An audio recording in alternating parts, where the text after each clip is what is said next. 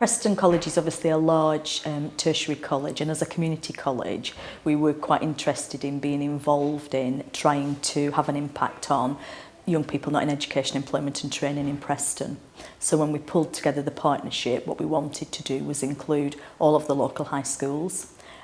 who had potentially vulnerable young people, and then work with some external agencies who could possibly have an impact on offering alternative provision for young people who had become disaffected by learning. The partnership and the ESF project enables us to work with young people pre-16 who are in high schools, and all of our local high schools signed up to what we've called a compact agreement. This compact agreement allows some of them to be delivery partners, so they're delivering provision, and then enables others of them to access provision for young people who are maybe becoming disaffected, disenchanted by traditional learning.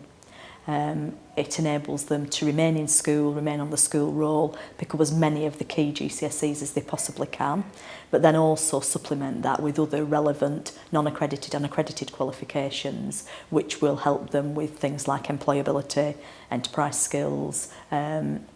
giving them the options to then progress into further learning post-16, so enabling them to achieve as much as they can pre-16, but then post-16 progress into further learning or work that is supplemented by training. For young people post-16 where they have become completely disengaged with either employment or with further learning, and of course in today's economic climate there are really no jobs for 16-year-olds. What we wanted to do was to be able to provide activities that would re-engage young people into learning to learn,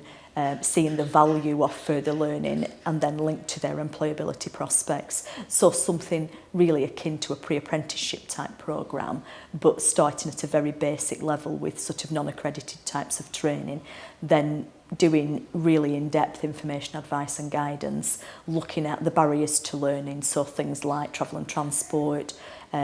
subsistence, books and equipment, and breaking those down and supporting young people then to be able to